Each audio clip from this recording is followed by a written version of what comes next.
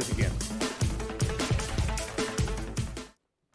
All right, take two. Good morning, everybody. John here at Havoc Maker Studio and FMP Wargamers. So, did a video earlier that took way too long, and I'm going to try not to run my mouth. For those of you that saw the previous video that I just deleted, you can watch this one again. It's same content, maybe less windy, less chit-chatty, and I'm already starting to do it. Let's get into it right away. So, we've already been talking about some new stuff that's going to be dropping very soon for Marvel Crisis Protocol. I missed X-23. She came out about a week or so ago. I don't want to double back and already do it, but I want to at least give a quick hot take. And I know some people don't like my hot takes. They actually made fun of me for it, or they're irritated by it, but I don't care. We're just going to do a hot take. So if you're not familiar with who Honey Badger is, or X-23, they are the clones of Wolverine. Well, Honey Badger is a clone of X-23, Laura Kinney, which you might know from the Logan movie if you don't read the comics, but you watched that amazingly awesome Hugh Jackman film, Logan. They had the little girl with the Wolverine claws, regeneration, etc., etc. That was Laura Kinney. Now, she's X-23, and now in the comics, she's taken over the mantle of Wolverine, but Logan Wolverine is still Wolverine, but he's doing X-Force related stuff. But Laura Kinney Wolverine is running around with the X-Men. It's very highly convoluted. But Honey Badger is went through the same process, but she doesn't have a lot of the same things that X-23 has. X-23 is pretty much a one-for-one clone of Wolverine, except for she has two claws and the one claw is coming out of her feet. Now, Gabby here is slightly different. Now, she does have that high rate of regeneration in the comics, I'm talking, and she also has, she has claws. She has the de-aging that goes along with that family. But the difference is that she doesn't have a lot of that superhuman physicality and a lot of the senses and everything that aren't so far heightened, at superhuman levels that X-23 and Wolverine have. She's a much more diluted version. Okay. Now, I don't know if it's just a misprint here. Maybe it's also just a bad modeling. There's a couple things that Marvel Crisis Protocol has wrong, or I should say Atomic Mass Games has, except through a different lens. And we'll talk about that different lens in a second. So first off, in the article that they have on their transmissions page, they mention that Honey Badger has a single adamantine claw. That's right and wrong. Now, she does have single claws, but in the comics, they're single bone claws. She does not have the adamantium. All right. So, but then the other thing is that even in their artwork, and let me scroll down here for the artwork so you can see that she's got black hair there. And in the comic books, she has black hair. But for some reason, their miniature, they gave her kind of an auburn, maybe light brunette, auburnish brunette. I'm not sure what's going on there. But they gave her totally different hair color for the painted miniature, which seems really at odds unless they're trying to show a distinction between her and Laura Kinney's X-23 model, who does have black hair. I don't know. It's a little irritating thing. It's like, this is something you shouldn't have missed. It's not like they can't change their hair color and everything. I'm not saying that. At any rate, so looking at it from a different lens, the Marvel Crisis Protocol universe is an alternate parallel universe where Marvel 616 is the primary universe. MCU, which I forget which number that is, that's a separate universe. This one is a separate universe. The Darkhold universe is a separate universe. There's different alternate universes, or really parallel universes, or parallel Earths, Marvel Earths, whatever you want to call it. So they could do pretty much what they want. Give her adamantine claws, fine. But it just seems like an odd thing where everything else so far in the comics and what that they've translated into the tabletop has been accurate. they didn't give her bone claws. At least it doesn't look like. And of course, they mentioned that she's adamantine. So it's an odd thing. And I'm being a little bit nitpicky, but I'm not boot or how do I say bootlicker? Even though I just said it, I'm not going to sit here and schmooze up to them when I see things that can be talked about. Does it pull away from anything? No. You can sit here and paint her hair black. You can even take an X-Acto knife and jag it up the claws if they're not jagged already, or just paint them as bone claws. Do whatever you want. It's not a big deal. But I just like to point those things out. Let's take a look at her character. Now, I'm not going to show you both her wounded side and her uh, healthy side, which this, what do they call it, the dazed side, and then this side. The only difference is on her dazed side or wounded side, she has 4 wounds versus the 5 here. So it's for a total of 9. So, so the 5 health or 9, medium movement. She's size 2, which is pretty typical, and she's an amazing threat 2. Now, is she the most amazing threat 2 out there? Maybe not. We still haven't seen her really in tabletop play, and we need to do that to really kind of assess that. And then there's so many variety of groups out there where her niche is going to fall in. We don't know. So, but she right now she looks good for a threat 2 character or 2-point character. Now we take a look at her defenses. They're pretty human-ish. She's got 3 physical, a 2 energy, and a 2 mystic. Okay, those are maybe a little bit below average, but she makes up for it elsewhere. So I'm not too, and she's a 2-point character. I can't expect too much. I think the average is a 3 for defenses. So, but I think the average is a 3 threat character. So this is kind of on the low end. I mean, it syncs up. So let's take a look at her attack. She's got the basic one, the claw slash. It's a range 2, so it's melee range. 5 dice, which is decent. They can be pumped up with team tactics cards or special abilities from other characters, and it doesn't cost any power. And like a lot of abilities out there, a lot of character basic attacks out there, she has, after the attack is resolved, you gain power equal to the damage dealt. So as long as you did at least 1 point of damage, you're going to get a point of power.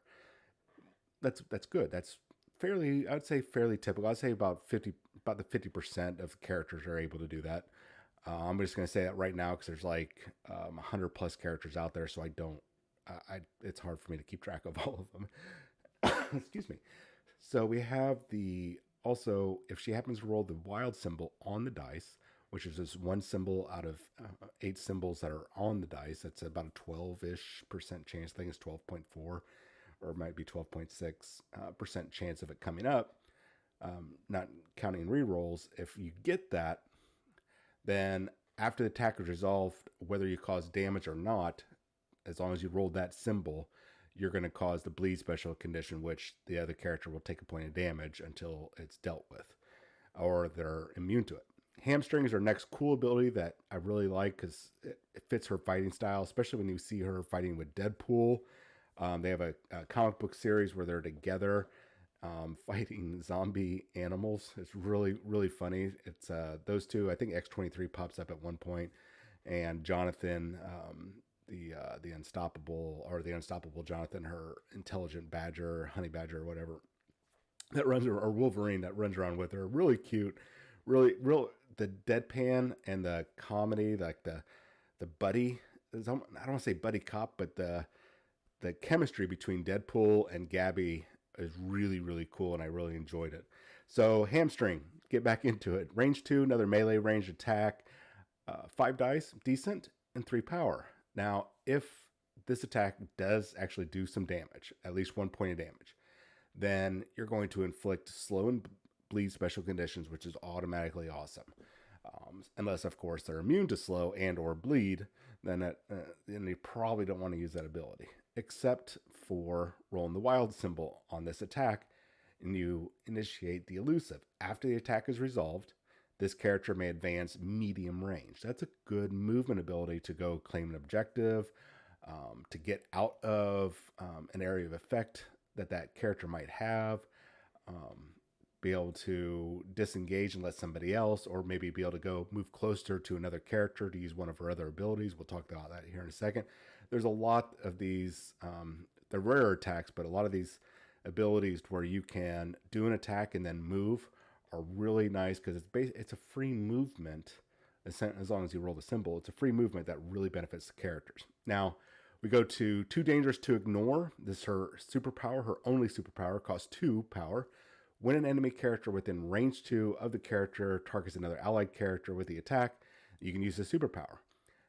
Then Honey Badger becomes the target of the attack, which is good, not so much for her defenses, but when you take into account her healing factor, it really does kind of help factor in. And especially if you want to save another character who's about ready to be dazed and you don't want to lose an objective, or they're already dazed and they're about ready to lose their last 1 or 2 hit points or their wounds, and then they're going to be out of the game.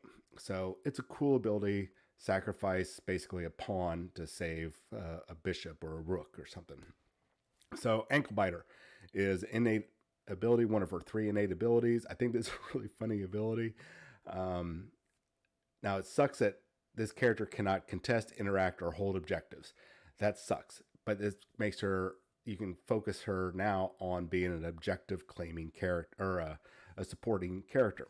Now, additionally, when an enemy character is within range 1 of this character,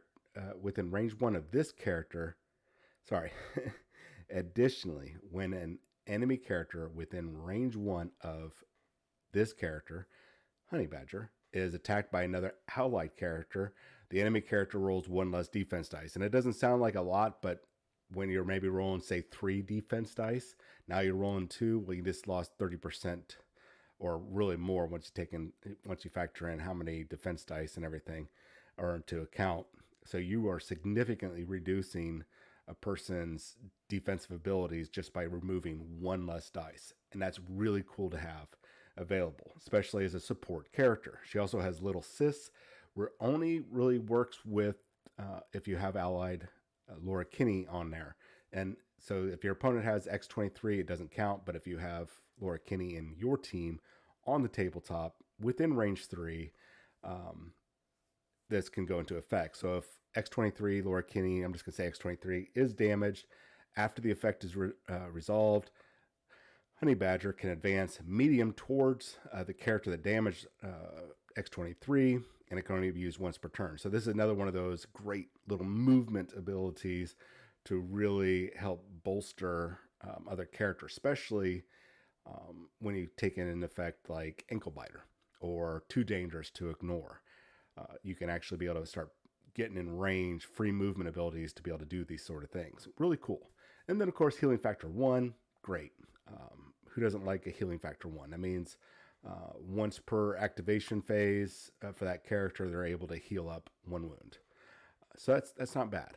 It keeps her in fight just a little bit longer. Not a lot, especially when you look at her defenses. But as a sporting character, I think it's really good, especially if you have 2 points. Now, if you are, I don't want to say competitive player, if you're a tournament player and you really like to, or a league player, not necessarily a narrative player, but a league player, tournament player, and you really like to focus on a meta list and point efficiency, having the right team tactics cards and whatnot. I don't know necessarily if she will fit in perfectly because there's a lot of different combinations with teams out there. She might be on the low end for a tournament team, but I think she's still good, especially if you're going to be using X23. I think she might be a good one to have in there. So let's move on to the other really cool thing. So Shadowland, Daredevil, and Elektra, we got the images. It all dropped on Facebook, Instagram today, and on their website, Atomic Mass Games main website. So really cool. We're going to take a real quick look at everything here and do a quick breakdown. So as I mentioned on Facebook to somebody on their own page, that I was concerned, or they were like, the double D on his chest, not his double D's, because Maury's double P's would be double pecs, not double, I don't know how that works for men. Anyways, the double D symbol, the Daredevil symbol on his chest, looked odd, and I maybe I misunderstood when I read it. For those who are not familiar, this is his Shadowlands costume. This is when he was possessed by the Beast of the hand being that ninja clan. So he's possessed at this point. He's got some extra supernatural abilities on top of what he has. I think he has some enhanced strength, regeneration, and a few other abilities. So I don't know if that we're going to see that in gameplay. Like his character card will have, say, a healing factor, which would be cool because he does have that while he's in this form.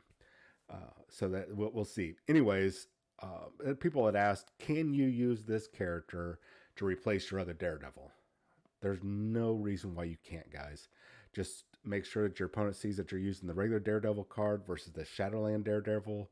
Maybe even if you dislike this look like I do, better than the other, then just paint it up as the regular Daredevil costume. It's not going to matter. It really doesn't. And we're going to get into something about that a little later. It doesn't matter as long as you're using the correct card, the correct abilities, correct team rosters across the board. It's not that hard to be. You're not going to be confused, guys. You're not going to be that confused. So please don't try. This Elektra looks really good. We're going to take a little bit closer look at the characters. I really like the Atomic Mass games. They got a great page where you can sit there and look at the 3D, 360 degree 3D image of the models, basically, or 360. And Daredevil looks really good. I really enjoy it. They almost give him kind of a metallic look to it. I like the character. I probably want to use him just as a regular Daredevil because I don't like the current Daredevil. Elektra looks really good. Everything about her body is pretty accurate, with the flow of her clothing, her hair, her crotch tassel. I don't know what to call this thing. Is it a tabard that goes between your legs like that? I think a tabard's more of an overall thing. It's not a loincloth. I have to look that up one of these days because Games Workshop really likes to do that too, especially on guys with that are 8 foot tall power armor wielders. Give them capes and crotch tassels, and that's my terminology now: crotch tassels or butt tassels if you got both. Anyway, so the dynamic pose is awesome. The attention to detail is really good. I like how they've got the extra throwing stars there. Her hand and shoulder looks about right, physically how it would look, and she's got two sides. And I like the attention. This is another thing about the attention to detail I like. They put it on her thigh. So she's sheathed it as she's leaping over and kicking somebody in the face. I think that's really cool, a really cool thing to do. And now let's talk about the hand ninjas, the grunts. This is a new unit type called grunts. And I talked about that in Monday's video. The only thing that's concerned me about this, and I'll probably, when I get this model, do some remodeling, is there's some connection points I'm concerned with for traveling, maybe snagging it. I think there's some weak areas here that are going to cause some breakages. Not so much about the guy here that's coming off of the left of the center body, or if you're looking at the screen, the model on the right with the Kasurigami. I think that's what that weapon is called. It looks like his foot is actually it's all probably going to be all molded into that smoke, which has a fairly large contact surface here on the center ninja's thigh. So, okay. I'm not too sure about the center ninja where it's attaching to looks like his shin. There's some smoke that it probably settles right there on that little strip of smoke. I'm a little concerned with that, not necessarily because of the weight of the models, but it just it looks like a very weak connection point. But he might be able to stay there. That's fine. I would probably bring the flying ninja over here on the right with the Kasarigama, if that's the weapon, and probably put him somewhere down lower on the base.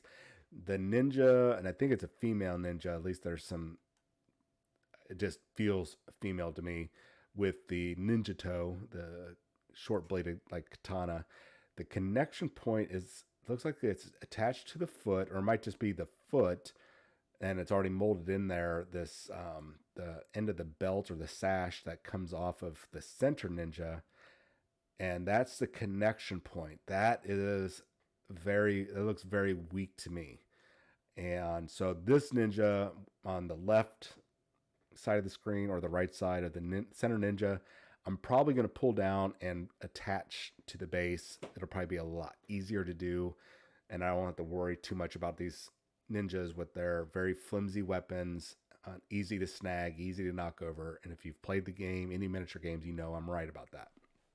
So now some people are like, well, you're messing with line of sight, or you're modeling for advantage. No, you're not. One of the great things we're going on here with Marvel Crisis Protocol is that they base everything on sizes. So like we looked at earlier, see if I can pull it up here. Do I still have it? Yes. Um, Honey Badger, we have right here on the top row, the third over from the left.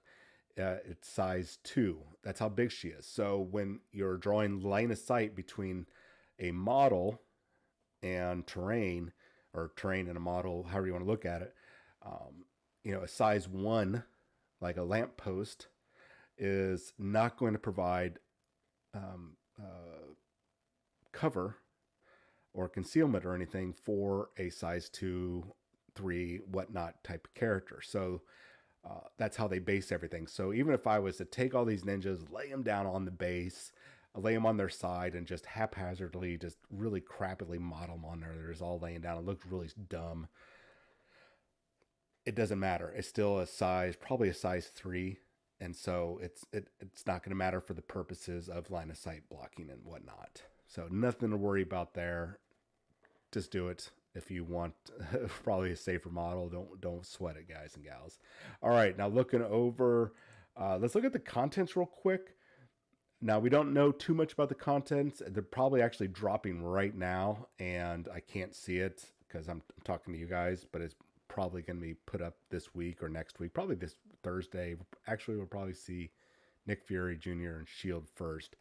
But inside this box, we're getting the Shadowland Daredevil miniature, the Elektra miniature, the Hand Ninjas miniature, 3 bases, which if you've gotten models like this before, it's probably like about, there's probably like about 5 bases in there. So, or maybe 6 bases. Because there's always the smaller standard base. It's usually a 4-pack. And then the slightly larger bases, depending on what that size is, the size 3 characters tend to be on a slightly larger base. I want to say it's 50 millimeters. And then the large characters like the Hulk, I think it's on a 60 or 65 millimeter. So the Hulk size ones are usually by themselves. The middle ones, the larger middle ones, are usually a 2-pack. So we're probably going to get about 5 to 6 bases out of this, is my guess. So does that matter? No. So we're going to get 3 character stat cards, Elektra, Daredevil, and the Grunts, the Hand Ninjas. Cool. And 5 team tactics cards and 8 tokens. And this kind of helped settle my concerns. These guys are the same price as at $54.95 US. They're the same price as Nick Fury, Agents of S.H.I.E.L.D. and the Agents of S.H.I.E.L.D. or the S.H.I.E.L.D. agents, which I thought was a little wrong. So you're getting an extra miniature in here instead of the same price, but you're getting 5 less team tactics cards, and you're also not getting an affiliation team card.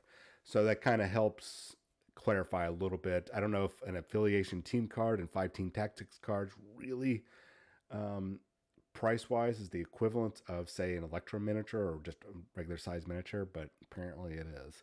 Unless the pricing on all this was wrong. Right now it says Q1 2022, $54.95. See, can I back? I cannot back up. Oh well, we're not going to look into it. It's done. So let me know what you guys think of this hot take.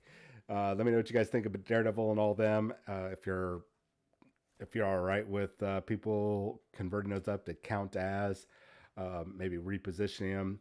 Anyways, you guys have yourself a wonderful Tuesday afternoon, and hopefully tomorrow we'll be back on with some other news. Probably Thursday we'll have a new video up. Tomorrow evening we're going to be finishing up my Dr. Voodoo on Twitch. If you did not see it yesterday, you can actually go back and watch that video, and we'll also dive into a new color scheme I'm going to be working on for the Moon Knight for Marvel Crisis Protocol and some of the conversions I did for that model. So join me tomorrow at 7 p.m. for that. You guys have a great day. I'll talk to you later.